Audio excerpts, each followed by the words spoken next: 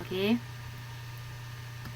Kemudian hambatannya sudah dijelasin juga, sudah dijelasin sama Mbak. Itu termasuk dalam materi globalisasi kita yang kemarin. Hambatan apa saja yang memasuki pasar Cina itu sudah dimasukin di sini.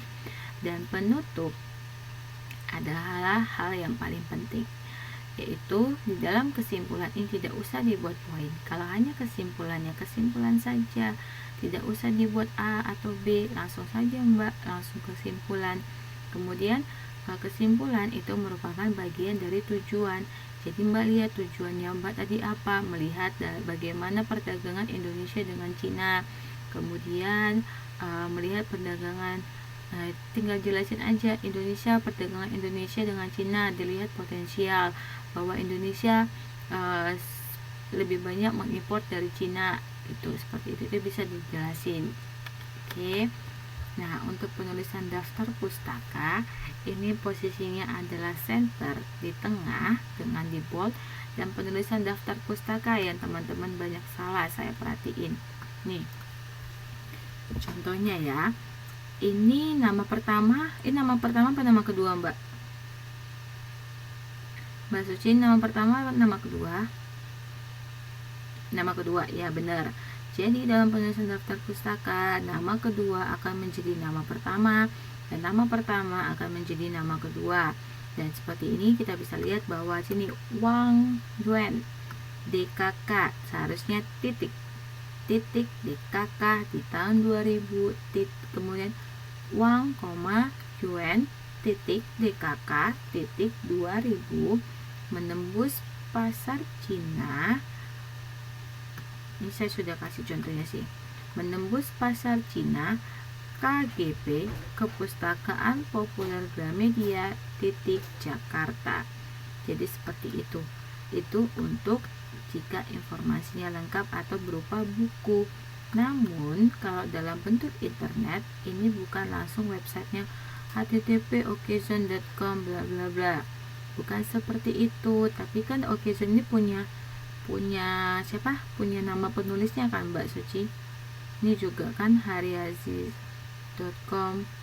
pasti ada nama penulisnya ya.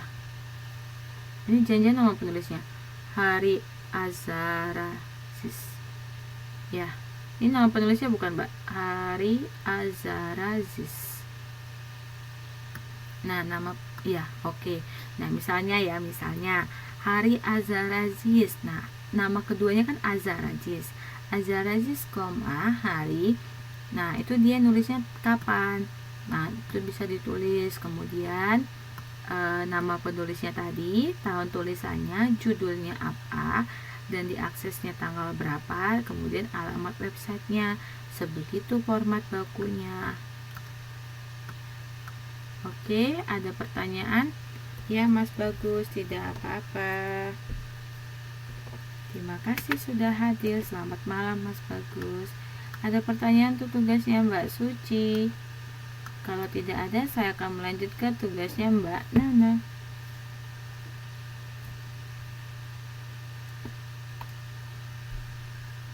Yang lain sudah jelas?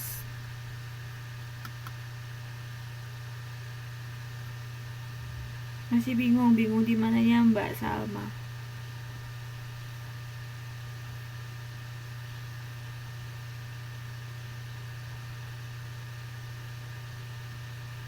Mbak Salma bingung di mana?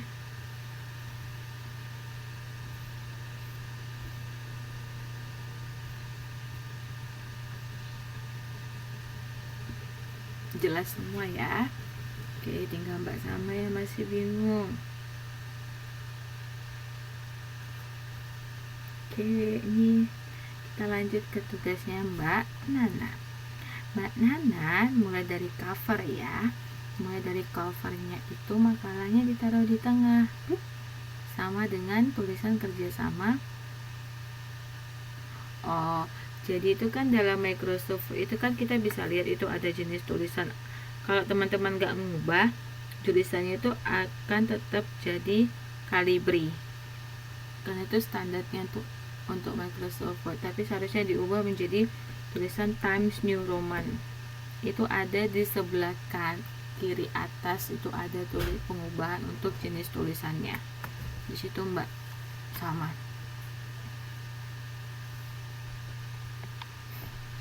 Ya, tidak tahu Mbak Nana mengapa menjadi begini.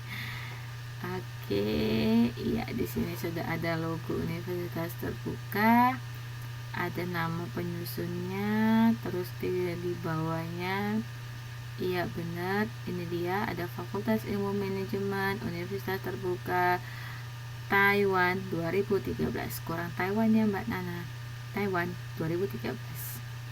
Dosennya kalau mau dicantumin namanya di sini, kalau tidak dicantumin tidak apa-apa. Covernya sudah benar. Kita lanjut, penulisan daftar isi.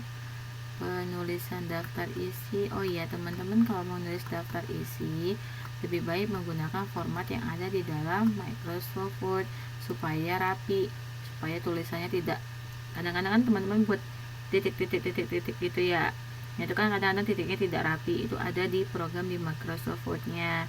Kemudian ini latar belakangnya, tadi seperti saya sudah jelaskan bahwa tidak menggunakan ABC. Bab 2-nya digunakan bab 1 Romawi, bab 2 Romawi. Kemudian tidak menggunakan ABC tapi 2.1, 2.2, 2.3. Jangan lupa ditaruh di halaman berapa, titik-titik halaman berapa, titik-titik halaman beberapa. Kenapa Mas Bagus? Tempat yang gimana? Tempat apanya Mas Bagus? Ini masih membahas 2 kok Mas Bagus, tenang saja. Bab 3, 3.1 kesimpulan, daftar pustaka tidak masuk ke dalam bab 3 tapi dia adalah sendiri. Daftar pustaka ya daftar pustaka sendiri Mbak Nana. Oke. Nah, di dalam bab 1 Mbak Nana jangan lupa rata kiri rata kanan dan jarak antar paragraf itu ditentukan. Apakah Mbak Nana mau jorok masuk ke dalam atau mau dikasih spasi antar paragraf, jadi tidak nyatu seperti ini. Akhirnya kan saya bingung yang mana spasinya, yang mana paragrafnya, seperti itu ya Mbak Nana. Kemudian Mbak Nana sudah menjelaskan. Sudah Mas Bagus, tugasnya sudah masuk, belum cek email lah yang baru ya. Saya sudah mengirimkan revisiannya ke teman-teman yang sudah mengumpulkan tugas. Jadi dicek, di situ sudah ada revisiannya kok. Saya sudah memberikan komen seperti ini loh Mas Bagus. Nah, bisa dilihat ya komen kayak gitu Mas Bagus. Oke. Nah, ini Mbak Nana sudah bagus untuk latar belakang, sudah menjelaskan apa sih lingkungan internasional, terus Indonesia dan Malaysia itu sejarahnya bagaimana, cuman kurang digali lagi. Latar belakang itu kan berisi mengenai latar yang membelakangi perdagangan. Jadi sebenarnya perdagangan internasional itu apa, kenapa Indonesia melakukan perdagangan dengan Malaysia, apa keuntungannya nanti, apa permasalahannya, itu seharusnya dibahas di dalam latar belakang. Nah, dalam rumusan masalah karena Mbak Nana mencantumkan rumusan masalah, ada beberapa cara penulisan rumus masalah. Pertama, melewati cerita, yaitu secara deskriptif mengenai masalah apa yang muncul dalam perdagangan antara Indonesia dengan Malaysia, atau bisa diuraikan secara pointer.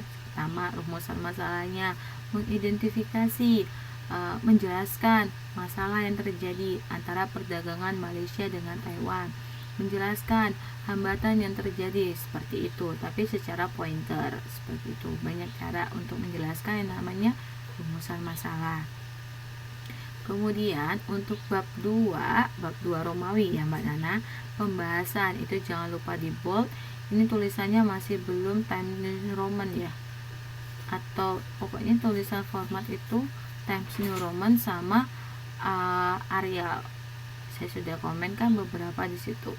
Nah, ini 2.1 politik luar negeri Indonesia. Politik luar negeri Indonesia itu diatur dalam apa? Dalam undang-undang, dalam Departemen Perdagangan, itu bisa dijelaskan. Kemudian dalam Menteri Luar Negeri bahwa sifat-sifat politiknya ada seperti apa, ini harus lebih di dalam lagi. Kemudian hubungan kerjasama dengan Indonesia dengan Malaysia. Jika Anda berbicara mengenai hubungan kerjasama, itu memang sih Mbak Nana sudah menjelaskan, cuman karena pointernya kurang jelas. Di sini Mbak Nana sudah menjelaskan hubungan kerjasama dalam bidang pendidikan, yaitu melewat pertukaran pelajar. Kemudian hubungan sama dengan bidang sosial, yaitu lewat sebagai pembantu rumah tangga, pembantu medis. Namun di samping itu seharusnya Mbak Nana menambah lagi hubungan kerjasama dari segi produk pertanian, produk migas dan non migas, dari segi bidang perdagangan industri, karena perdagangan itu biasanya lebih banyak terbentuk dalam bidang industri, itu bisa ditambah lagi. Oh, Mbak Nana nggak bisa lihat komen, tapi sini bisa lihat loh ya. Kenapa Mbak Nana tidak bisa melihat komen saya? Mbak Nana pakai Microsoft Word berapa?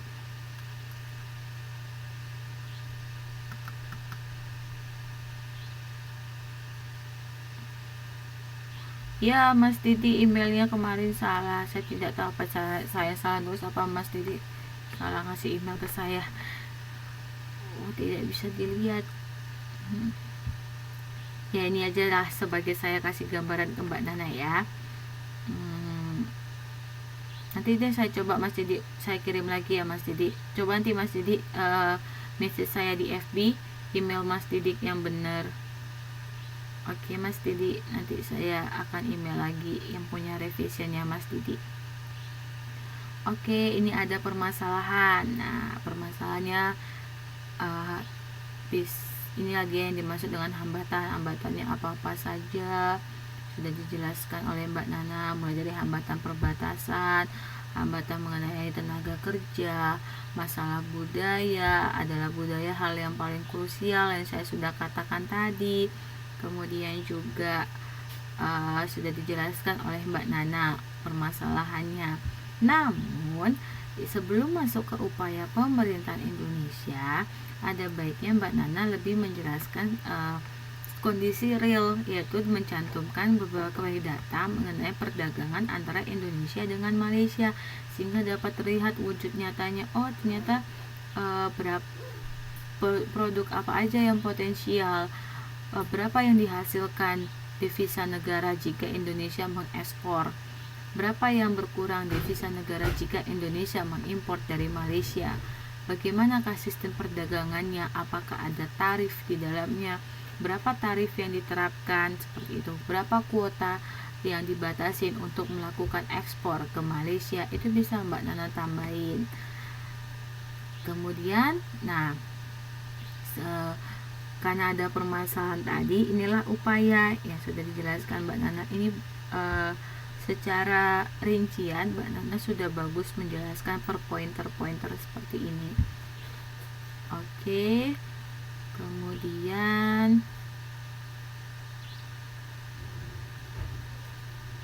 penutup masih sama, saya katakan bahwa penutup adalah bagian dari tujuan.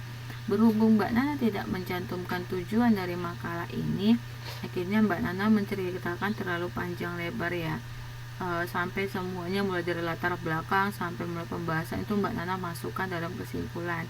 Sebenarnya isi dari kesimpulan adalah tujuan dari makalah ini. Jadi hanya mencantumkan tujuannya saja. Isi dari tujuan, misalnya tujuannya Mbak Nana pengen mengidentifikasi, menjelaskan hambatan dalam perdagangan Malaysia dengan Indonesia dengan Malaysia. Langsung aja hambatannya adalah hambatannya perbatasan, hambatannya budaya, langsung aja seperti itu. Itu yang namanya tujuan. Bukan cuma Mbak Nana, untuk seluruhnya hampir sama, adalah mengalami kesalahan di situ. Untuk masalah isi sebenarnya saya menyerahkan pada teman-teman. Yang terpenting bagi saya adalah benar-benar materi globalisasi dan data ada. Jadi sehingga jelas yang namanya perdagangan dan hubungan perdagangan. Jika teman-teman mencantumkan yang namanya materi globalisasi, data itu harus ada. Nah, ini untuk penulisan daftar pustaka saya sudah jelaskan bahwa ini nama artikelnya ya, sekitar kita. Nah, bukan nama artikelnya yang kita cantumkan, tetapi nama penulisnya. Jadi misalnya penulisnya Nana,